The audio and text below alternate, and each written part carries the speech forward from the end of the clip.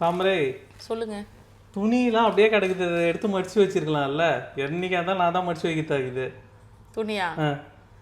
அவ்வளோ ஜாமான் இருந்தது, கழுவி வச்சேன். நைட்டு சாப்பாடு செஞ்சு வச்சேன், வீடு பெருக்கி வச்சேன், வீடு மாப் போட்டு இருந்தேன். அதெல்லாம் உங்க கண்ணுக்கு தெரியல. அந்த துணி வந்து மடிக்கல, அது மட்டும் தான் தெரியுது. குறை மட்டும் தாங்க எப்பவுமே தெரியுது. அந்த நாங்க பண்ணிருக்க நேரம் உங்களுக்கு தெரியவே மாட்டேங்குது. இதேதான் இப்ப நானுமே நான் என்ன பண்ண, சாப்பிட்டு தட்டெல்லாம் கழுவி வச்சாலும் என்ன சொல்றேன், இந்த தட்டெல்லாம் எடுத்து அங்க வச்சுட்டு வந்திருக்கலாம்ல, அதுக்கு நான் ஒரு முறை வரணுமான்றேன். இதே மாதிரிதான் மனுஷன்ற குறை மட்டும் தான் கண்ணுக்கு தெரியும். அதான் வந்து ஸ்கூல்ல சொல்லுவாங்க, எவ்வளவு பெரிய பிளாக் போர்டா இருந்தாலும் அதுல சின்னதா ஒயிட் கலர்ல ஒரு சாக் பீஸ் வச்சுன்னா அதுதான் எல்லாரும் பார்ப்பாங்க, அந்த பிளாக் போர்டை யாரும் பார்க்க மாட்டாங்க. அது மனுஷனோட இயல்பு. எனக்கு இப்போ இந்த குறைன்றப்பதான் குறைய பத்தி ஒரு கதை ஒன்று ஞாபகம் வருது. அதான் ஒருத்தர் என்ன மாதிரி ஒருத்தர் வச்சுக்கோயேன், படிச்சுட்டு வேலை தேர்ந்து இருந்தாராம், வேலையே கிடைக்கலையா. லாஸ்டா வந்து ஒருத்தர் சொன்னாராம், இங்க வந்து படிச்சவங்களுக்கு எல்லாம் இப்ப வேலை கிடைக்காதுப்பா, வேலை யாரு செய்ய தயாராகிறாங்களோ அவங்களுக்கு தான் வேலை கிடைக்கும்னு சொன்னாராம். சரி, எனக்கு எந்த வேலையா இருந்தாலும் பரவாயில்ல, அங்க கொடுங்கன்னு சொல்லி ஒரு ஹோட்டல்ல போய் ஒருத்தர் வேலை கேட்டாராம். அப்ப அதுக்கு அவர் சொன்னாராம், அங்க மாவாட்டுற வேலை தான் இருக்குது, ஒன்னா ஆட்டுவேன்ட்டு. அப்ப அவர் சொன்னாராம், பரவாயில்ல, நான் மாவாட்டுற வேலையா இருந்தாலும் செய்யறேன்னு சொல்லிட்டு வேலைக்கு சேர்ந்துட்டாராம்.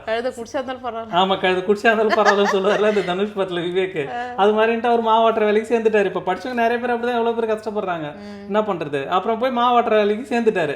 சேர்ந்துட்டு மாவாட்டிட்டு போய் வந்து அவர் சொன்னாராம், நீ எப்போ மாவாட்டி முடிச்சாலும் என்கிட்ட எடுத்து வந்து காமிக்கணும் மாவை அப்படின்னாரா.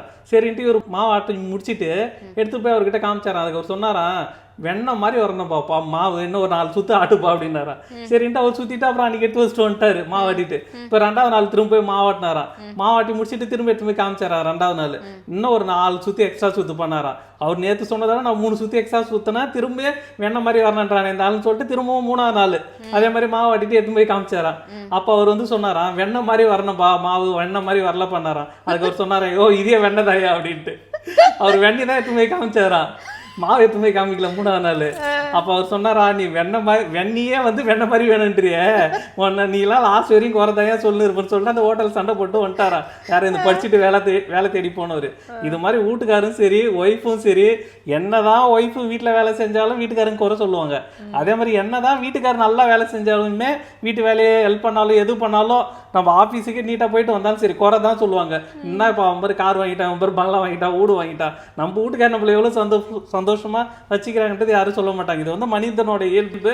கதையில இருந்து கருத்து என்னன்னா, குறைய மட்டும் கண்டுபிடிக்காதீங்க, அவங்ககிட்ட எவ்வளவு நேரம் இருக்குதுன்றதையுமே பார்த்து அப்ரிஷியேட் பண்ணாதான் அவங்க அடுத்த முறை தப்பு பண்ண மாட்டாங்க, இல்லை நல்லா பண்ணுவாங்க. எந்த வேலையுமே குறை சொல்லிட்டே இருந்தேன்னா அவங்களுக்கு அந்த என்ன சொல்றது அப்ரிசியேஷன் இல்லைன்னா ரொம்ப கஷ்டமா இருக்கும். குறை யாரும் சொல்லாதீங்க எந்த வேலையிலையும்.